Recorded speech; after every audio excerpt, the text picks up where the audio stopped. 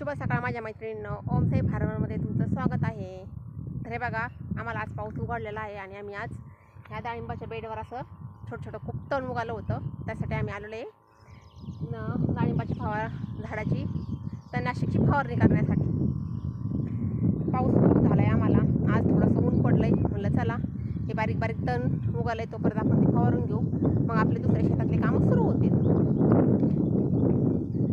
पहिली एक गोष्ट क्लिअर करते, तुम्हाला माझ्या डोक्याला टिकली दिसत नसणार आहे, कारण की आमच्या इथली एक आजी वारल्यात, एक्सपायर झाल्यात त्या कालच. त्यामुळं आम्हाला स्वतः आमच्या गावात 10 दिवस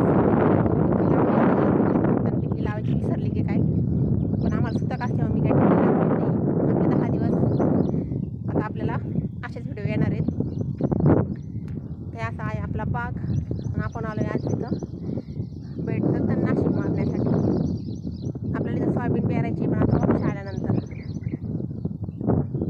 चला तर मग आपण पण थोडीशी मदत करू फवारणी घेण्यासाठी, कारण की शेतकरी म्हटलं की शेती करायचं एकट्याचं काम नाही, त्याला सोबतच पाहिजे आणि मदतच केली पाहिजे, तेव्हा शेती होत असते.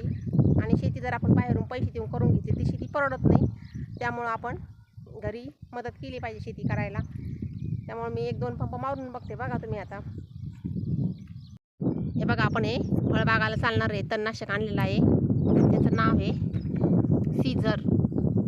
हे औषध मारतोय आपण आज.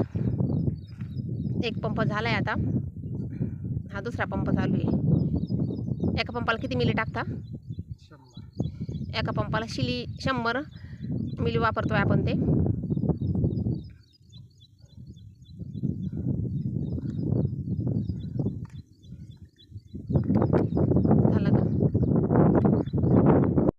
हे बघा, अशा प्रकारे आपण सगळ्याच रानात मारून घेऊ राहिलो, कारण की पावसाने खूप तण उगालं आहे. सगळ्याच रानात मारलं आहे आता हे सगळं.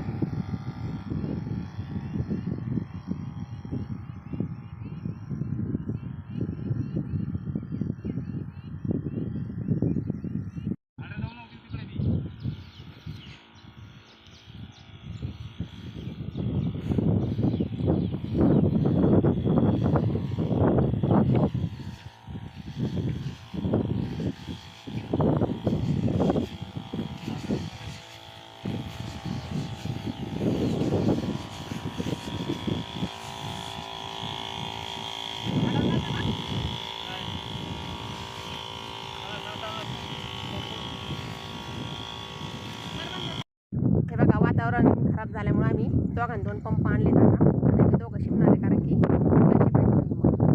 एका पंपाने वेळ लागला असता तोपर्यंत पाऊस आला असता, आभाळ आलं आहे. त्यामुळे आम्ही दोघं 2 पंपाने पटपट शिकून घेतोय. साई आला आम्हाला मदतीला पाणी टाकून द्यायला आणि पंप उचलून द्यायला. तो भरलेला औषध नाही टाकत मी, टाकलं का? चला तर मग शिकतोय आम्ही पटपट. आता आभाळ आलंय.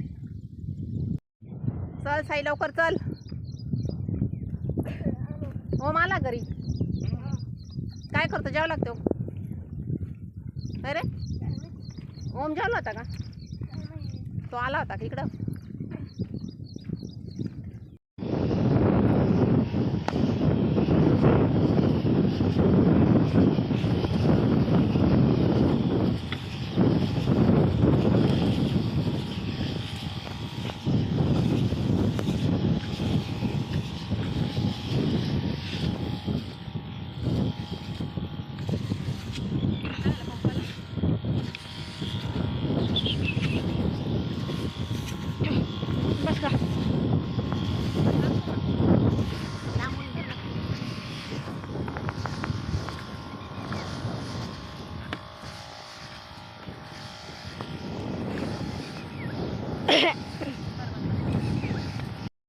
हे बघा, अशा प्रकारे झाली आमची फवारणी. आता झाले फवारून जातोय आम्ही घरी.